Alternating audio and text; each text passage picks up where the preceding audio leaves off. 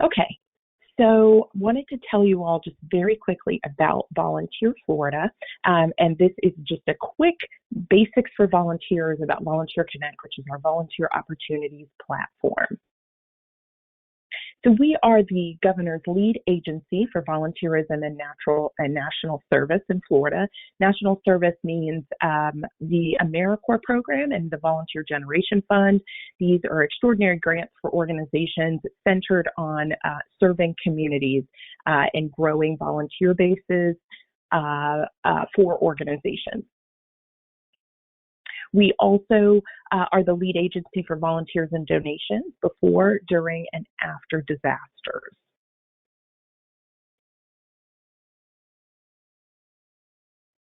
I quickly wanted to share this quote with you all. I am of the opinion that my life belongs to the community, and as long as I live, it is a privilege to do for it whatever I can. And I just want to thank you, those of you who have volunteered in the past. It is just an extraordinary, very critical thing that people who feel that sense of calling do, in fact, volunteer. And we hope that Volunteer Connect provides a way to do that. So we're going to talk about a few things today, and I will get you out of here by 2:30. The number of different features that Volunteer Connect has, both personally in your account and then also in terms of search, we'll be sharing with you today. So I want to go ahead and start with your account. When you log into Volunteer Connect, you immediately go to your volunteer account. And here's where you get a number of different types of information that will be helpful for you. The first being your upcoming opportunities. And that's here. You'll see any opportunity that you have signed up for. You'll be able to, if you see that action status column there, you'll be able to remove yourself if you no longer want to be part of that particular opportunity. If you click on Add to Calendar, you'll be able to download an iCal file, and then you can upload that to Outlook. I think you can just drag and drop in Outlook, your Google Calendar, and so on. It'll have lots of detail that you can then have on your calendar. Location, I believe it takes you to Google, but it will show you the location on a map, and you can from there get directions. So that's a really great function as well.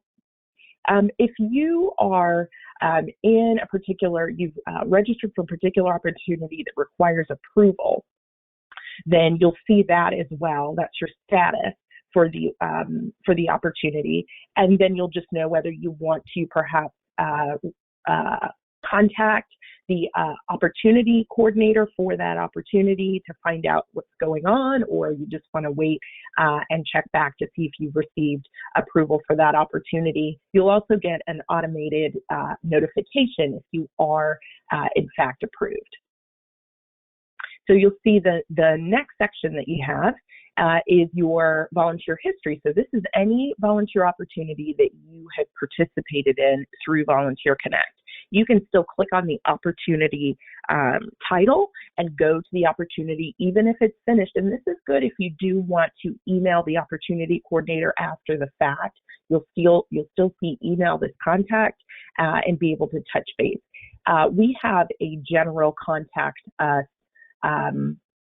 email form rather on the site, and then you do get, as I mentioned before, those automated emails. And for either of those, if you respond, it will not go directly at all. It will not to the individual who you want to coordinate with. Those are both just very general ways to contact Volunteer Connect, not the organization that is that you have specifically been volunteering with. So that's why it's important to go back to the opportunity and get that email address. You'll see if you have any hours that are verified, and this is for any opportunity where an organization's opportunity coordinator goes back and verifies hours. If you want those hours verified and they haven't been, again, go back to that individual and ask them to report that attendance for you. You can also self-report your hours, which is really, really great if you are you have participated in an opportunity, and that opportunity coordinator was managing the opportunity but wasn't so interested in reporting attendance. You can go in, you click that report hours button, and then you'll see this. And you can just go ahead and put in your hours. Now, on your Civic transcript, what you'll see is self-reported versus that the organization reported it. But that's still fine. You now have the information that you need if you are trying to collect the number of hours from opportunities that you participated in through Volunteer Connect.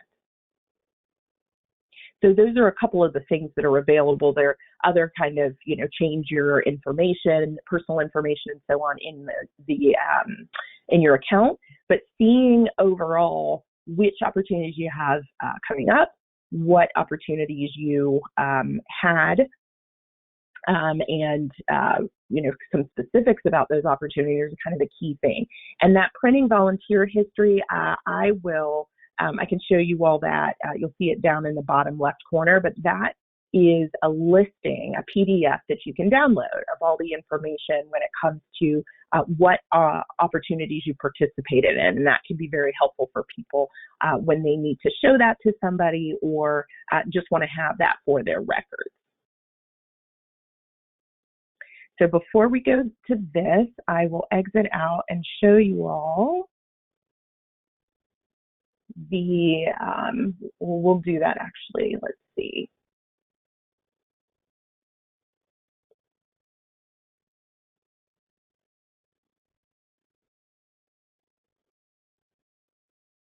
You know what? I actually may just go ahead and send you all a copy of the volunteer history so that you have it. It'll be a PDF, just an example, because it'll take a little while to get back into my account.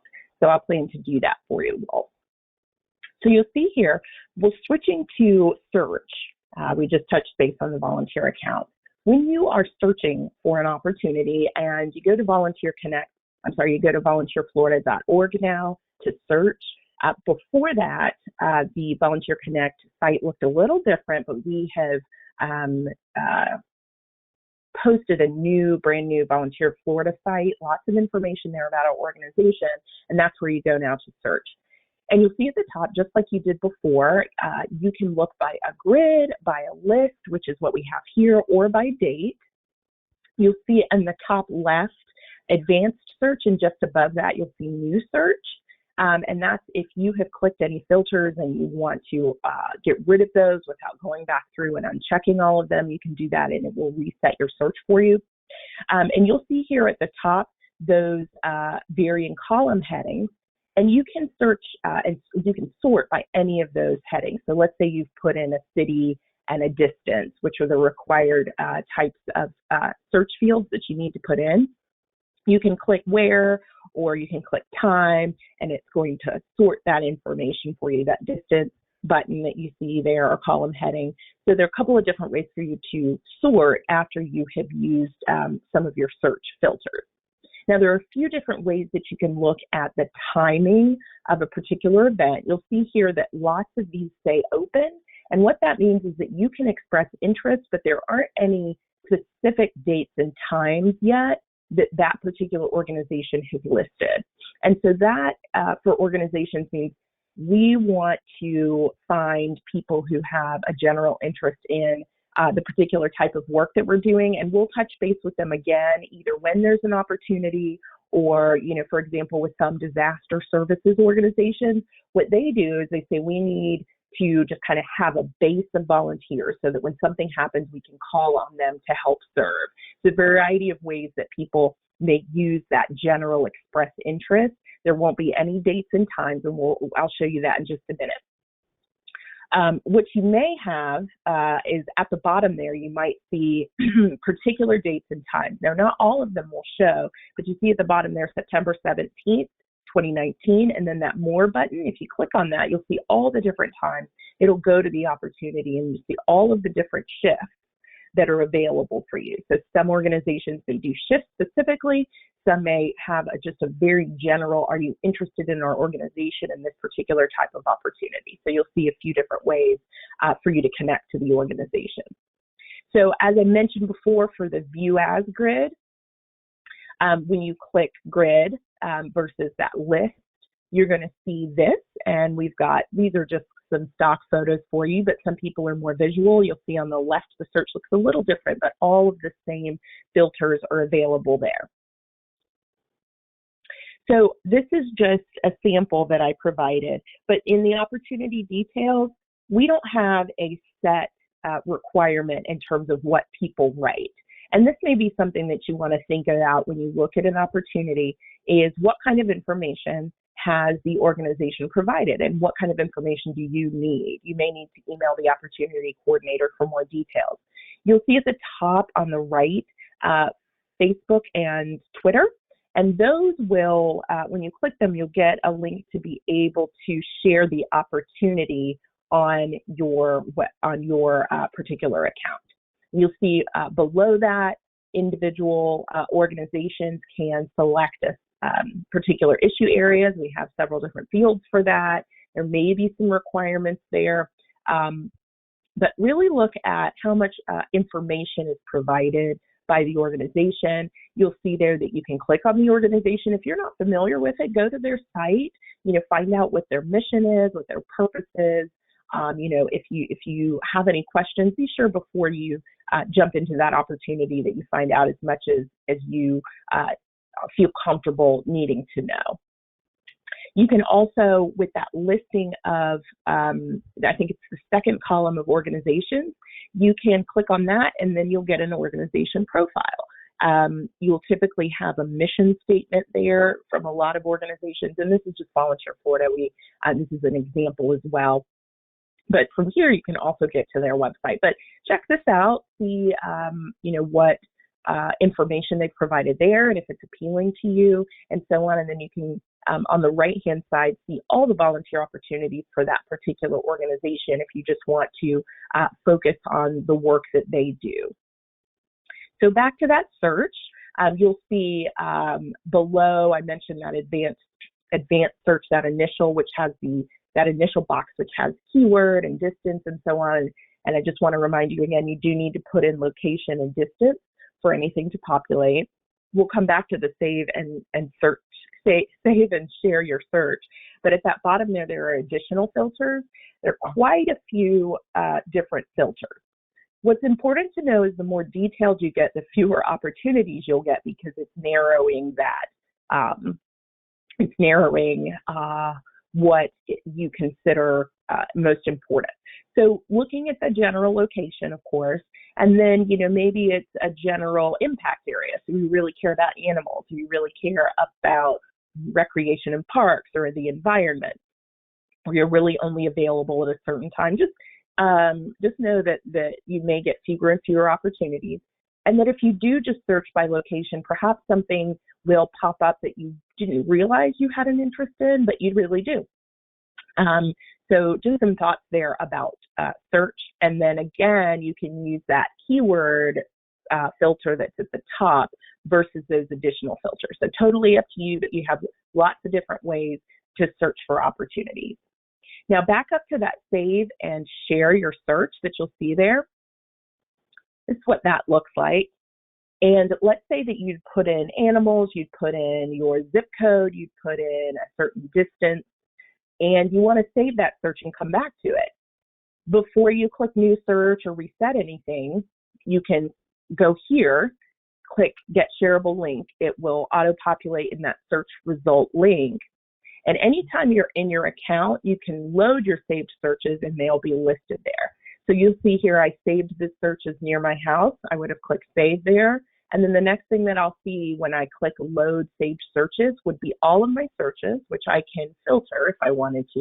And I can go ahead and click on one of those searches, and it'll populate whatever opportunity is available now based on, as I mentioned before, zip code, distance, and the word animal, or whatever it is that you had an interest in. So that's a great feature. Okay, so for your opportunities, you will see, no matter what the opportunity is, these lime green thin rectangles below. And there are a couple of different types of opportunities, which I was mentioning before, those that said open versus those who said that gave a time and a date, for example. And I do want to just mention you'll always receive a notification email. You may want to check your spam or your junk folder, just because it is an automated email that confirms that you've signed up for something. So just keep that in mind. And I know I've got the arrow there already shared with you about Facebook and Twitter and those below types of information that you might get. This is a real opportunity that's actually available right now if you happen to be in Pinellas County. But again, they've given some detail there. For this sign-up opportunity, it means that you are signing up for a specific date and time that you are available for. So for this, they've got a long shift there, 8 to 5. That's when they need people. So here's what it looks like. All of these are expandable, and you will see what the shift is. You'll see the general location. You will not see an address until you actually receive your notification email. For these sign-up types of opportunities, you're automatically confirmed. So if you click sign up here, then you are definitely approved for this. You'd want to go back into your account and say remove me if you don't want to be a participant in it. All the other types, the opportunity coordinator will touch base with you about approval. So you'll see there the click here to email this contact. And so then you'd be able to email Cantrice Harmon at that point. Hold on to that email address in case you need it for something else. So you'll see the volunteer limit. You'll see the spots remaining. Let's say you've got a couple friends you want to volunteer with you. They will automatically, and let's say you're at 19 spots, so only one spot's available for you. There is a waiting list that people are automatically added to.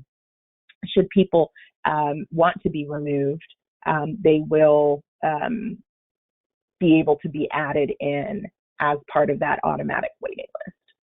And then if you click sign up, it'll say you are signed up for that opportunity.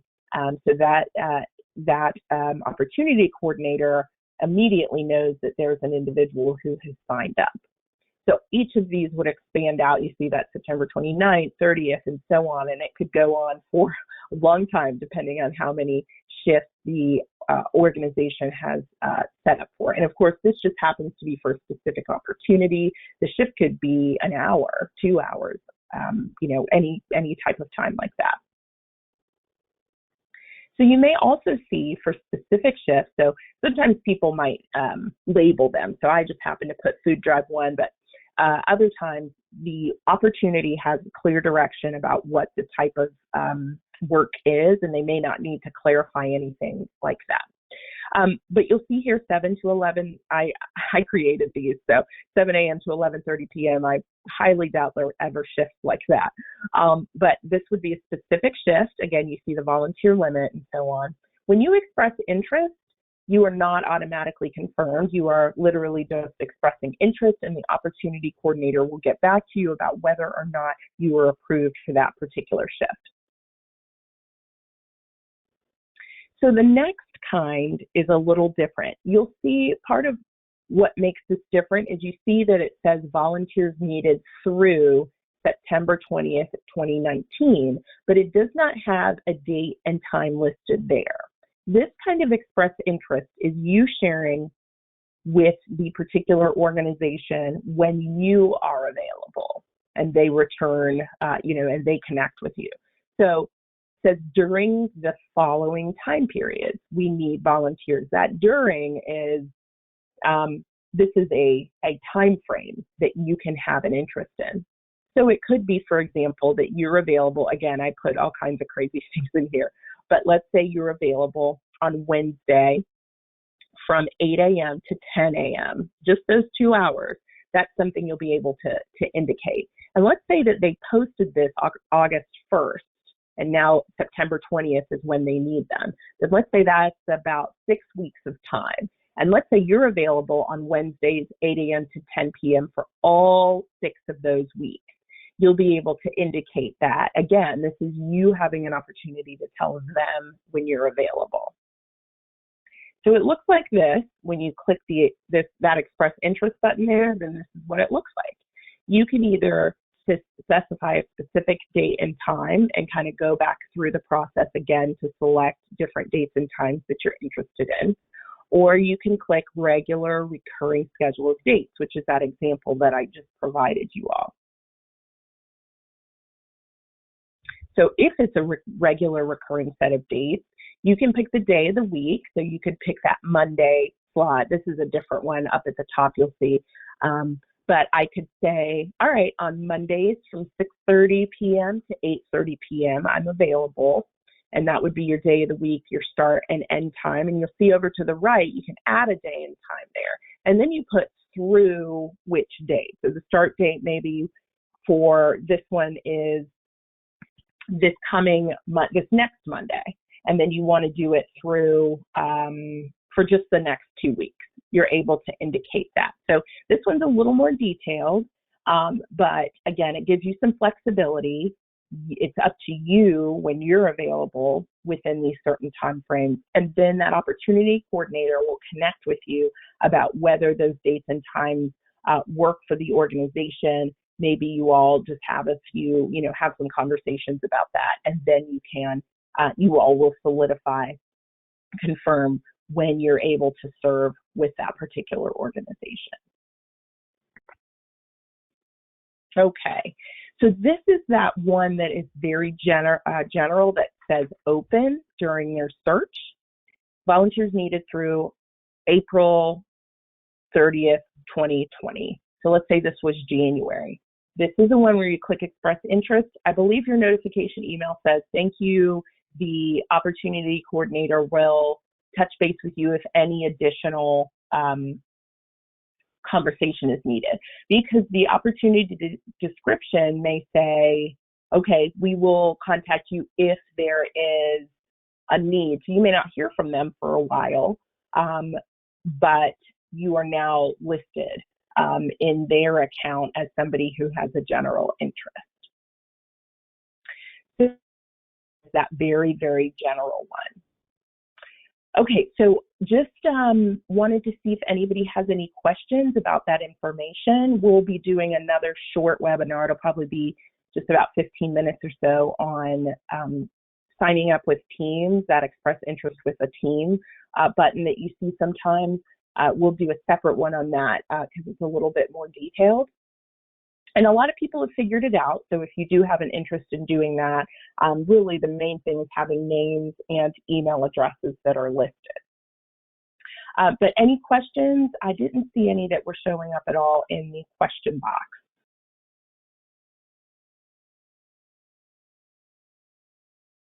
Okay.